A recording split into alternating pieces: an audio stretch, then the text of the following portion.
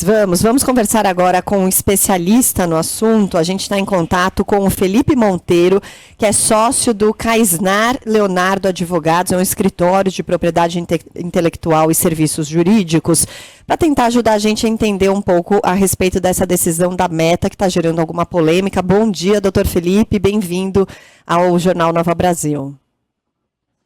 Bom dia, Michele. Bom dia, Nonata. É um prazer estar aqui com vocês, falando um pouquinho mais sobre essa decisão da Meta, que nesse primeiro momento atinge os Estados Unidos, mas com certeza vai atingir o Brasil em algum momento. E na sua visão, isso de fato é um avanço em relação à liberdade de expressão ou estamos regredindo em relação a alguns direitos, né, principalmente alguns direitos coletivos e em relação à propagação de fake news?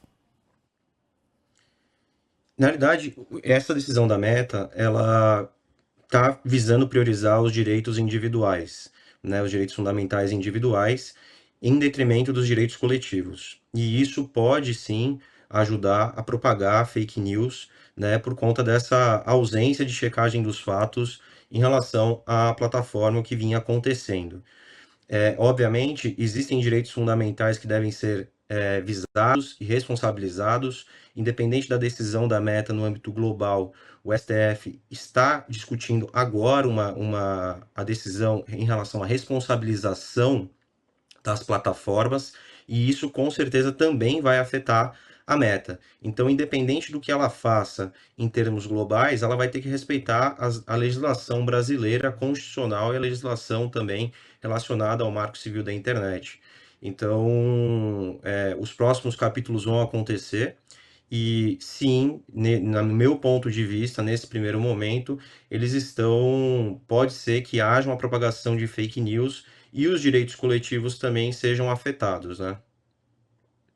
Ô Felipe, então nessa situação aí de adaptação à legislação brasileira, aquilo que o STF está decidindo, a gente pode ter um imbróglio ou algo parecido com o que ocorreu com o X recentemente, e quem sabe até a suspensão de alguns produtos da Meta aqui no Brasil, desde que não se enquadrem na nossa legislação? Pode caminhar para isso ou não? Pode caminhar, caso a Meta, porque no caso do X, o X acabou não cumprindo diversas decisões judiciais, né? Por isso que houve a suspensão da plataforma. No caso da Meta, caso ela não venha cumprir não somente com a legislação, mas também com decisões judiciais, pode sim, um dos efeitos pode ser a suspensão da plataforma ou de alguns dos serviços.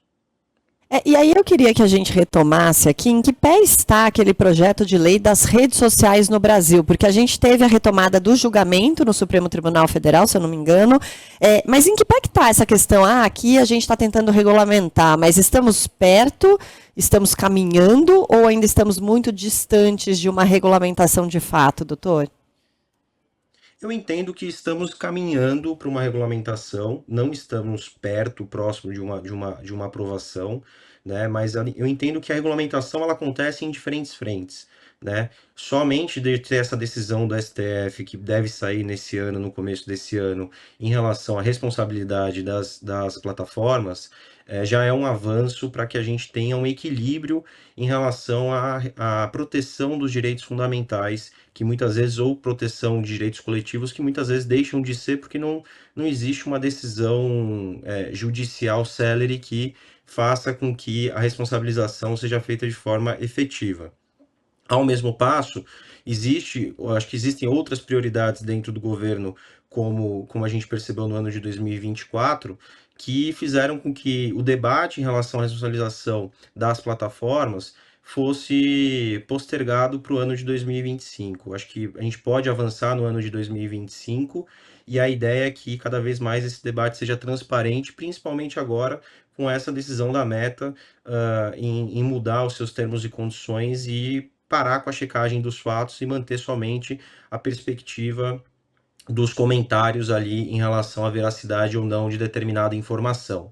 É importante mencionar também que, no que pese a Meta está favorecendo os direitos individuais, existe sim uma perspectiva de proteção à liberdade de expressão. A única questão é que, como é algo novo, a gente não tem ainda como declarar qual que é o melhor remédio, né?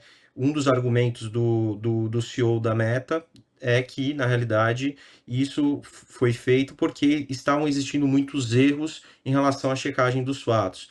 Mas, ao mesmo tempo, a gente não pode esquecer que existem alguns crimes ou algumas fake news que afetam direitos coletivos que são super importantes, não somente de minorias, mas direitos fundamentais, como, por exemplo, o direito à vida ou o direito à perspectiva da liberdade coletiva ali de grupos minoritários. Então, esse é um momento em que, na realidade, a gente tem que continuar avaliando o que vai ser realmente implementado no Brasil, esperar essa decisão do STF em relação à responsabilidade das plataformas em relação aos conteúdos que são ali colocados nas suas posições e, obviamente, o que vai prevalecer é a soberania do Brasil e das leis brasileiras. Então, a Meta, em algum momento, vai ter que respeitar e se adequar em relação ao que for decidido. Tá certo. Felipe Monteiro, sócio da Kaisnar Leonardo Advogados, que é um escritório de propriedade intelectual e serviços jurídicos. Muito obrigado por esclarecer esse ponto aqui pra gente no Jornalismo da Nova Brasil. Bom dia para você. Muito obrigado, é um prazer sempre participar aqui com vocês.